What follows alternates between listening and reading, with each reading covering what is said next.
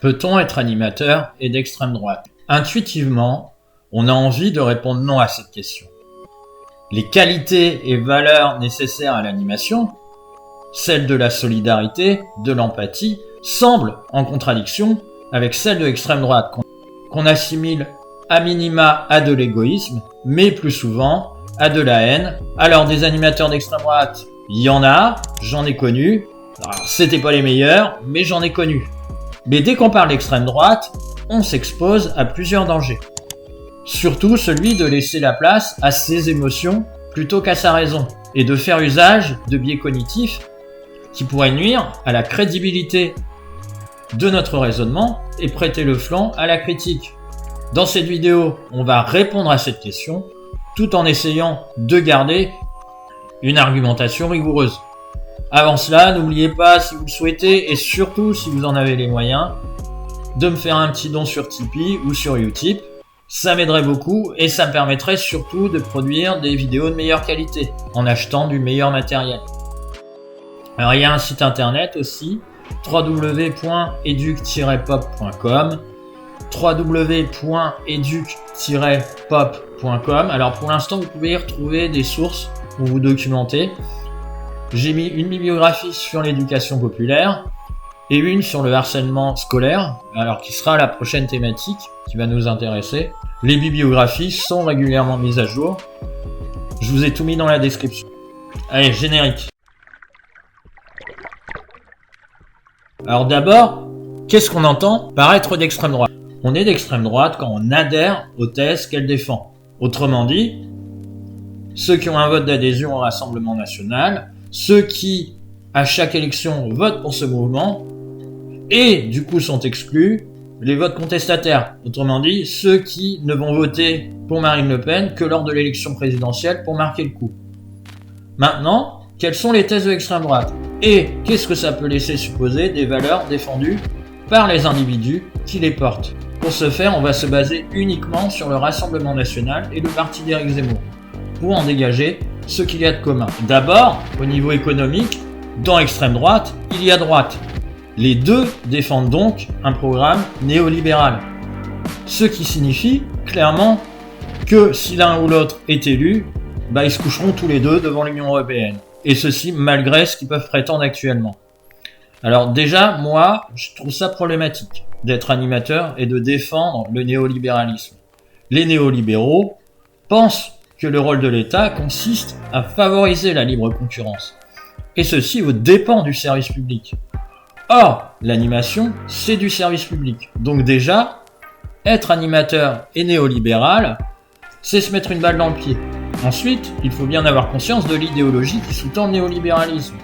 Celui-ci dit que chaque individu est lui seul responsable de ce qu'il est, et que la société n'a pas vocation à pallier à ses défaillances.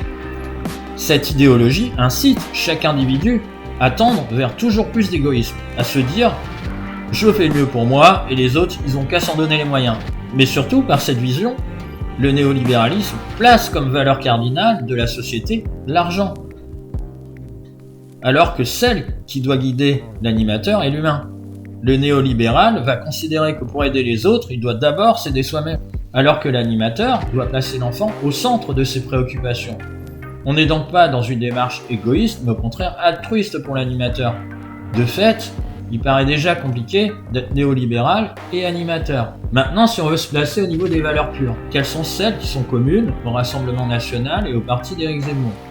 On va circonscrire volontairement la réflexion à ces deux partis, car les autres sont beaucoup trop minoritaires au niveau de leur fanbase pour relever un quelconque intérêt au niveau de l'analyse. Alors on va parler directement de ce qui vous intéresse, à savoir la question du racisme. Eh bien, même si beaucoup de sympathisants de ces deux partis sont ouvertement racistes, je ne pense pas que ce soit maintenant une valeur prônée et assumée par le parti de Marine Le Pen.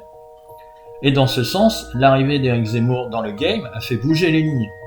Pour la première fois de son histoire, le Rassemblement national se retrouve avec un candidat sérieux pour contester son hégémonie à l'extrême droite de l'échiquier politique. Et pour le coup, la réaction de Marine Le Pen a été très stratégique. Au lieu de surenchérir, comme l'a fait Valérie Pécresse, sur les thèmes zémouriens de l'islamophobie, elle s'en est justement démarquée, ce qui lui a permis d'accélérer la dédiabolisation de son parti, entreprise depuis plusieurs années. Ainsi, en ne faisant pas de surenchère islamophobe, elle laisse volontairement la thématique du racisme à Éric Zemmour, qui prône, lui, ses valeurs de façon extrêmement décomplexée, notamment sur les plateaux télé, laissant venir à lui une partie majeure des éléments racistes du Rassemblement national. Marine Le Pen, continuant ainsi le processus entamé par l'exclusion de son père, puis accentué par le changement de nom du parti. Pour cette raison, on ne peut plus dire que le racisme soit encore une valeur forte du Rassemblement national, donc de l'extrême droite. Un événement récent peut permettre de comprendre justement les valeurs qui unissent ces deux partis. La guerre en Ukraine. Il est ressorti au sein des médias l'allégeance d'Éric Zemmour et de Marine Le Pen envers Vladimir Poutine. Alors qu'est-ce qui fascine ces deux-là chez le président russe, en dehors du fait que le Rassemblement national ait été financé par des banques russes? Vladimir Poutine est un nationaliste autoritaire. Le nationalisme se définit comme l'exaltation du sentiment national, l'attachement passionné à une nation, avec comme corollaire le chauvinisme et le patriotisme. Le nationalisme est une doctrine fondée sur ce sentiment. Un régime autoritaire, lui, est un régime politique qui, par divers moyens, propagande, encadrement de la population, répression, cherche la soumission et l'obéissance de la société. Là, on a les deux éléments principaux qui constituent les sentiments de l'extrême droite, à savoir un amour immodéré de la patrie et un cynisme dictatorial. Ce qui correspond bien au champ lexical développé par Marine Le Pen actuellement, celui du souverainisme. Et ce côté où tous les moyens sont bons pour affirmer la puissance de l'État et la soumission à l'individu nous montre bien qu'il y a une fascination chez les deux pour la dictature. Si on résume alors, on a ces deux sentiments. D'un côté, les Français d'abord, ce qui n'est officiellement, on est d'accord, pas la même chose que la xénophobie, et de l'autre, peu importe les moyens que l'on emploie, il faut que l'État reste fort. Alors, l'analyse qu'on peut en faire par rapport à l'animateur. Pour le côté français d'abord, prenons l'exemple de l'aide médicale d'État pour montrer la contradiction qu'il y aurait à être animateur d'extrême droite. L'aide médicale d'État est un dispositif permettant aux étrangers en situation irrégulière de bénéficier d'un accès aux soins sous condition de ressources. Alors pour l'extrême droite, l'aide médicale d'État n'a pas lieu d'être, car notre système de santé doit prioriser les Français. Les impôts qui servent à financer notre système de soins doivent servir pour nous et nous seuls, car c'est nous qui le finançons.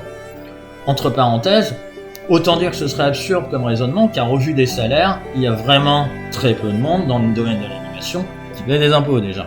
Mais bon, passons. Maintenant, je pose la question, que fait cet animateur d'extrême droite s'il doit s'occuper d'un enfant sans papier s'il se blesse gravement? Évidemment, il doit s'en occuper, comme n'importe quel enfant, car un animateur doit assurer la sécurité physique, morale et affective de tous les enfants dont il a la charge, quelle que soit son origine, son sexe ou sa religion. Là réside la contradiction. C'est-à-dire que cet animateur va faire en sorte que l'enfant puisse bénéficier de l'aide médicale d'État, tout en se disant que c'est pas normal. Et que va-t-il faire alors lorsqu'il va être confronté à une situation où les enfants ont fait preuve d'égoïsme? Par exemple, on ne veut pas que machin joue avec nous au foot car il est trop nul. Alors il va lui dire quoi à l'enfant avec qui on veut pas jouer? Si tu veux qu'il joue avec toi, il tient qu'à toi d'être meilleur, de t'inscrire dans un club de foot pour progresser. Alors c'est ça qu'il va lui dire. C'est choquant, mais c'est dans la logique de l'extrême droite. C'est à l'enfant rejeté de faire la preuve vis-à-vis des autres qu'il mérite de jouer avec eux. On est dans une logique totalement méritocratique. Mais pas du tout dans le rôle de l'animateur. Celui-ci doit au contraire mettre en avant que chacun a le droit de jouer à ce qu'il a envie, peu importe son niveau. Alors pour revenir à l'aide médicale d'État, l'extrême droite dira que c'est au pays d'origine de s'organiser pour offrir à sa population une couverture médicale décente. Or vous serez d'accord avec moi pour dire que si on est un tant soit peu humain, on va considérer que n'importe qui a le droit d'être soigné sous le lieu où il est blessé ou malade. On ne peut pas laisser mourir une personne sous prétexte qu'elle ou ses parents sont entrés illégalement en France.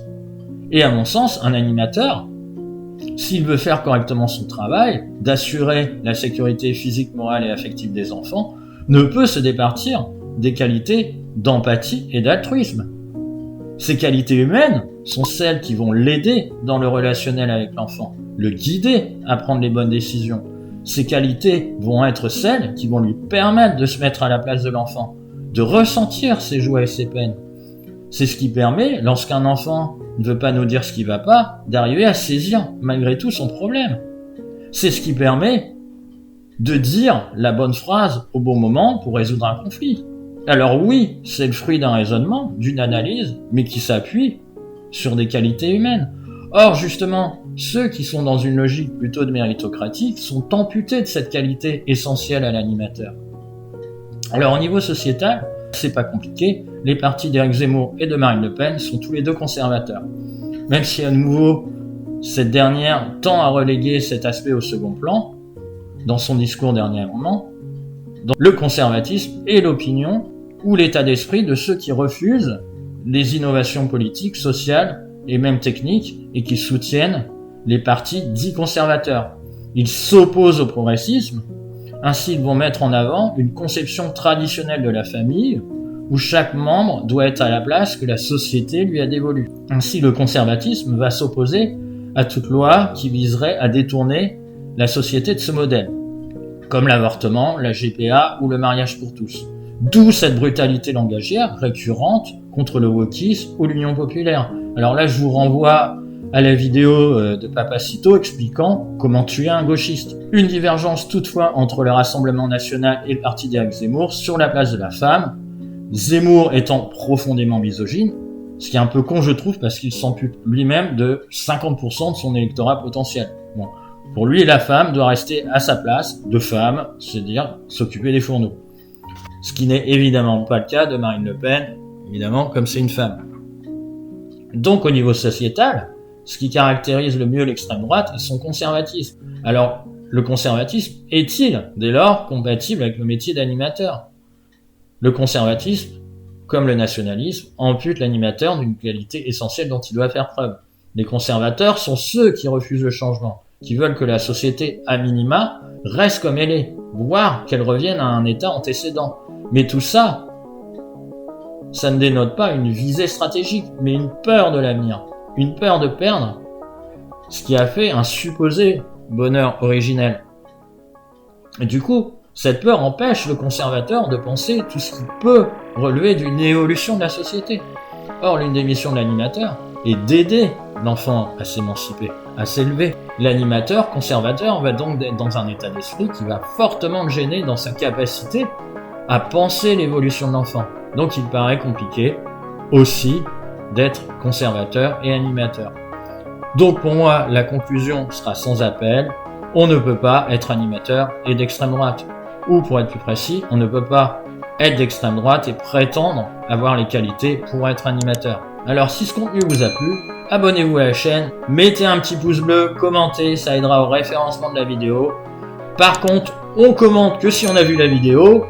Big up à tous ceux qui ont mis des commentaires sous ma dernière vidéo des règles de vie, sans avoir regardé les vidéos, donc qui ont mis des commentaires qui n'ont rien à voir avec ce que je disais. Je trouvais ça excellent. Non, enfin, en gros, ça m'a fait rien. Non, ça me fait rien, ça. Mais bon, passons. À bientôt!